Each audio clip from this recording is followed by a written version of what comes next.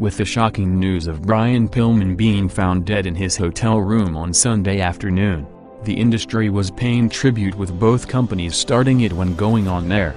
Pillman, who was said to be one of the most prominent performers in the company's new attitude direction which fitted his real and on-screen personality, in addition to having a heart issue, was dealing with long-term issues of pain pills and different substances which were made worse after being involved in a car wreck in April '96 that led to him living with constant pain after a serious leg injury.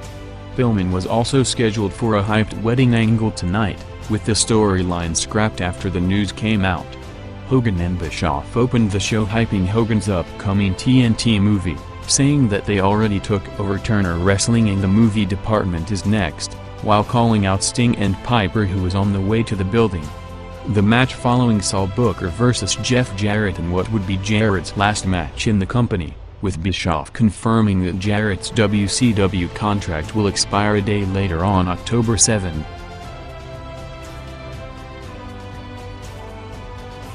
Scott Hall and Six came out for the final segment before the top of the hour, with Hall intentionally overselling his back injury, playing off talks in the company of him faking an injury due to the convenient timing of it just as Nash was off the road with a knee surgery, as tension between Bischoff and the Wolfpack was rising in the past week, including an alleged heated exchange between Eric and Waltman, coming after Bischoff called him to go on the road on his days off due to the Outsiders' injuries.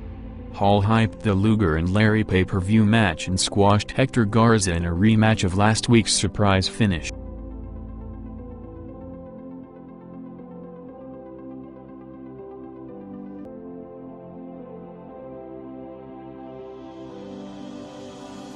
Vince McMahon announced the news to the TV audience and introduced a 10-bell salute as a tribute to Pillman, with most of the company staff and talent roster out on the entrance ramp.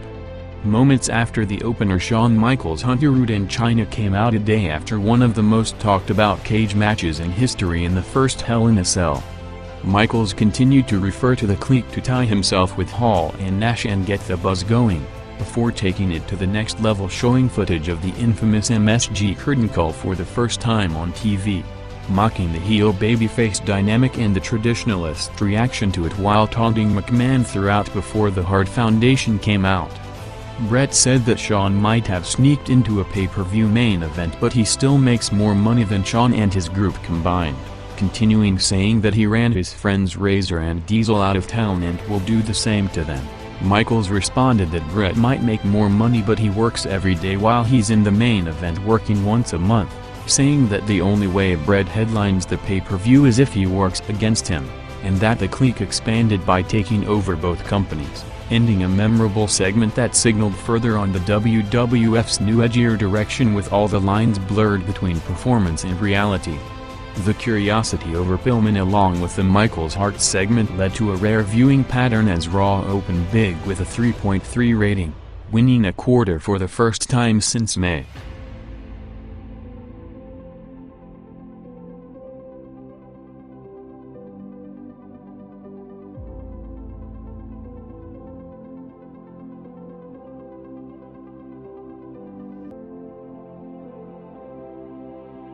Nitro picked up around 600,000 viewers in the second quarter for Page vs. Disco, going 4 minutes when Randy Savage run in to attack Page, going to piledrive him on the floor as Piper came out for the save, ending up with Page giving him a cutter on the concrete, with Savage doing a major injury sell with the entire NWO coming out.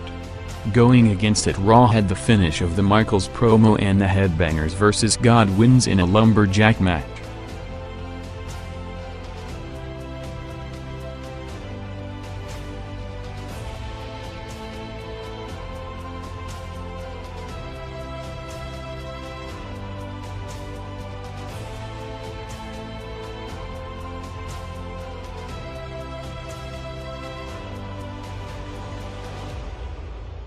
Nitro's peak segment of the night was next, with Roddy Piper coming out for a promo. Piper started talking about Hall and Nash's recent injuries, saying that next Monday they will defend the titles in a tag match or be stripped of the belts, while booking the Savage vs. Page blow-off as a no-rules last man standing match, as Hogan and Bischoff walked to the ring. Hogan said that the NWO are not taking orders from Piper from now on, telling him to stop calling himself the icon of the industry as he still exists, saying that their career paralleled for 15 years with Piper in Hogan's shadow, closing the promo telling Piper that he will end his career in a cage match to start a brawl in a strong build-up segment for the Havoc pay-per-view, jumping over 700,000 viewers to a peak 4.2 rating.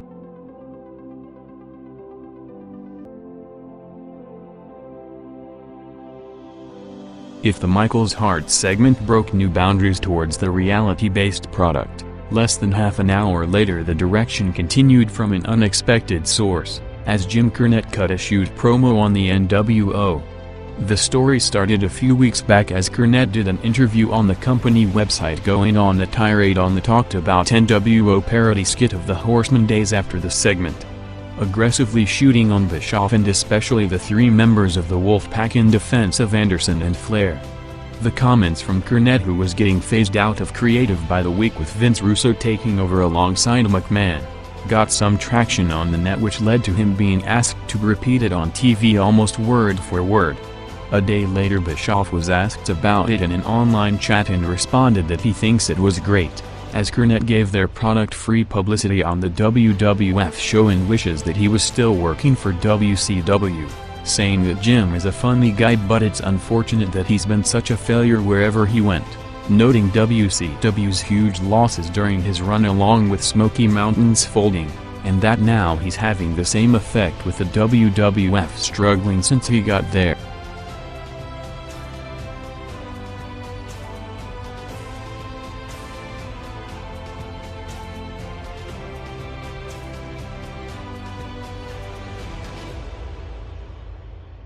Hennig replaced the injured Savage with the match crossing over into the Overrun, ending up with him going over to bring out the NWO for the post-match beatdown, before Ric Flair ran out to a big reaction, taking them out and running after Hennig to the street outside the Target Center.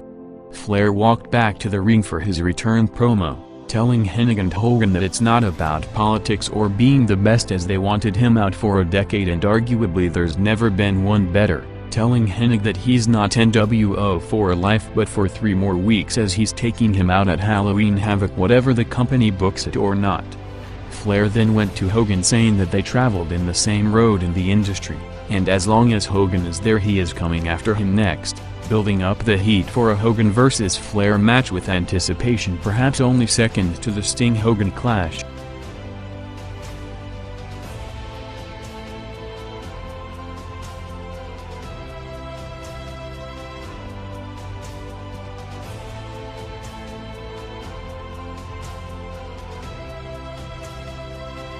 Steve Austin came out to start the second hour with Vince giving him the contract that will reinstate him with the company not having any responsibility in case of injury. Austin said that he's not signing anything before Vince does, telling him that he only signs after Vince gives him a rematch with Owen for the belt. Farouk and the Nation came on screen with Farouk cutting a strong promo on Austin telling him that they're coming for him after Austin cost him the match last night, as Austin responded that after he's done with the legal BS he's coming back to take on the entire nation.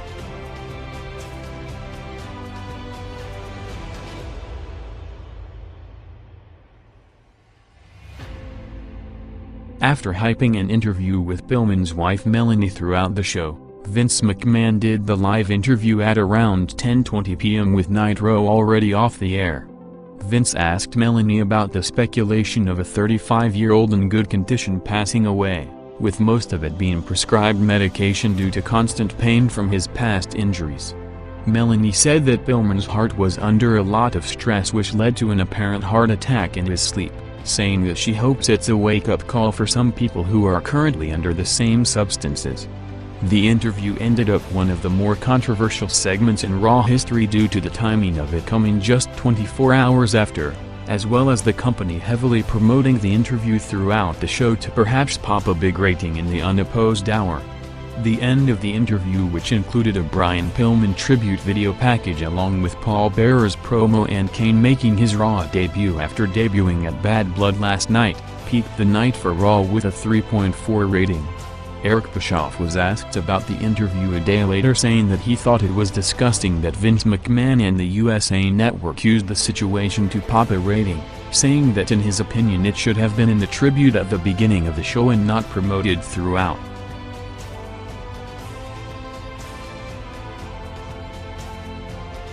Bret Hart and Triple H went 11 minutes in the main event, ending up with Michaels laying out Bret with the super kick to close the show and the start of the build-up to Survivor Series, with the Bret-Shawn heat escalating after the opening segment, with them now set to work together for the first time in 18 months, with Raw coming off Pillman's news and the Bad Blood pay-per-view, jumped to its highest number in over a month with a 3 rating.